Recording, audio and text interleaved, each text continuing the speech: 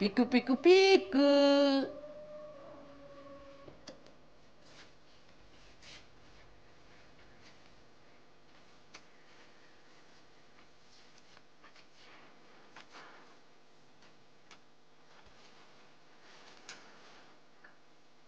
কেড়ে বেড়া, এই ড্যাব ড্যাব করে তাকিয়ে আছিস কেন?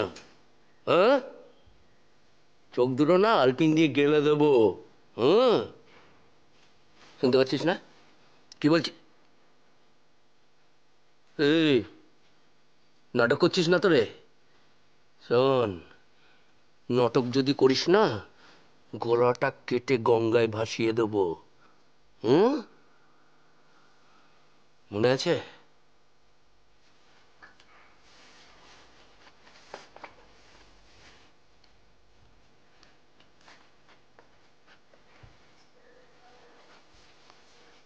মনে আছে কি দেখেছিলি?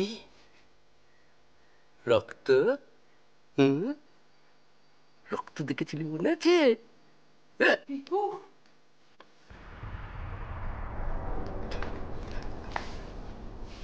দাদা, কি হয়েছে রে? পিকুর কি হয়েছে? না, কিছু হয়নি তো। আসলে কি জানিস তো, আমি অনেকক্ষণ ধরে ওকে কথা বানানোর চেষ্টা করছিলাম। আগে পিকুটা কেমন ছিল, কি প্রাণবন্ত, খেলতো, লাফাতো।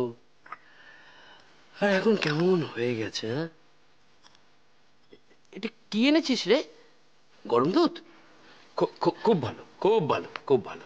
শোন, এই সময় না এই গরম দুধ, ফল এগুলো খুব বেশি করে খাবি। হ্যাঁ, আর শোন, যখনই কিছু দরকার হবে তুই আমাকে বলবি। হ্যাঁ, আমি এনে দেবো। না রে দাদা, তোকে আনতে হবে না।